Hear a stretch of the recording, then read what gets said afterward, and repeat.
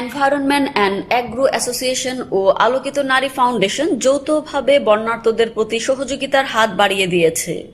ব্রাহ্মণবাড়িয়ার কসবা ও আখাউড়ায় বন্যা দুর্গত এলাকায় বন্যার্তদের মাঝে নগদ অর্থ ও ওষুধ প্রদান করা হয়। গতকাল শনিবার সকাল থেকে বিকেল 5টা পর্যন্ত এনভায়রনমেন্ট অ্যান্ড অ্যাগ্রো অ্যাসোসিয়েশনের সাধারণ সম্পাদক ও আলোকিত নারী ফাউন্ডেশনের সভাপতি মেহরুন্নাসা মেহেরিনের উপস্থিতিতে এই কার্যক্রম পরিচালনা করা হয়।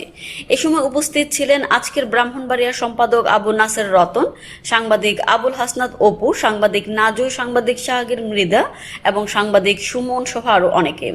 এ সময় বানবাসী মানুষেরা জানায়, আমাদের বিপদের সময় পাশে দাঁড়িয়েছে, তাই এনভায়রনমেন্ট অ্যান্ড অ্যাগ্রো অ্যাসোসিয়েশন ও আলোকিত নারী ফাউন্ডেশনের জন্য দোয়া করি। তবে আমরা নিঃস্ব হয়ে পড়েছি, তাই পুনর্বাসন করার জন্য সরকারকে উদ্যোগ নিতে হবে। সীমান্তবর্তী অঞ্চল আখাউড়া উপজেলা রাজেন্দ্রপুর পূর্ব পাশে এই যে জায়গাটুকু আপনারা দেখতে পাচ্ছেন, বানবাসী কিছুদিন আগেও সেখানে ছিল প্রচুর পানি, ভারত থেকে নেমে আসা এবং পাহাড়ি ডল এবং ত্রিপুরার সেই পানিগুলোতে এই জায়গাগুলো বিধ্বস্ত ছিল, মানুষগুলো ছিল হাহাকার। আপনারা চারপাশে দেখতে পাচ্ছেন যে হাহাকার, এখন সেই চিহ্নটুকু কমে আসছে, পানি কমে যাচ্ছে, আস্তে ধীরে স্বাভাবিক হচ্ছে জীবন। এই মুহূর্তে বানবাসী মানুষের পাশে এসেছিলেন আমাদের ইফার সম্মানিত চেয়ারম্যান মেহেরিন। তিনি আসলে একজন দানবীর, সোশ্যাল ওয়ার্কিং করে এবং নারী উদ্যোক্তা এবং এনভায়রনমেন্ট অর্থাৎ ক্লাইমেট চেঞ্জ, জলবায়ু পরিবর্তন সহ নানাবিধ কাজের, উন্নয়নমূলক কাজের সাথে জড়িত। যারা মেহেরিন, আপনি যেখানে এসেছিলেন, কেন এসেছিলেন আজকে বলুন এই বানবাসী মানুষের পাশে? আমি এসেছিলাম মূলত যে এই সীমান্ত এলাকায় রাজেন্দ্রপুর গ্রাম এবং আখাউড়া উপজেলার আমি শুনেছি যে এরা খুবই অবহেলিত এবং বন্যা এদেরকে গ্রাস করে ফেলেছে। বিগত 2 দিন আগেও এখানকার অবস্থা অনেক খারাপ ছিল। তো আজকে এসে দেখলাম কিছুটা উন্নত। তো ইন্ডিয়া যে বাঁধটা ছিল ছেড়ে দিয়ে বাংলাদেশের মানুষকে অনেক বিপাকে ফেলে দিয়েছে, জনজীবনকে।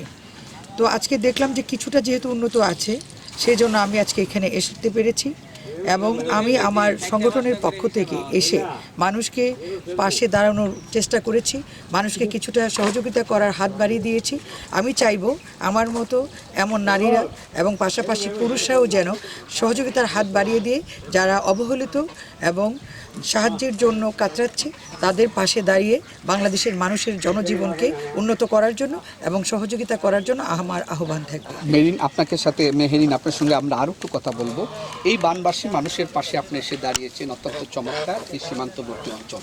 আমরা দেখতে পেয়েছি আপনি অনেক দূর থেকে নেমে এসে ওষুধ, খাদ্য সামগ্রী, নগদ অর্থ বিতরণ করছেন। আর প্রকৃত বানবাসী মানুষের পাশে আসলে অনেকে আসার সুযোগ পায় না। আপনি ঢাকার থেকে সুদূর দূরে চলে এসেছেন তাদের পাশে দাঁড়ানোর জন্য।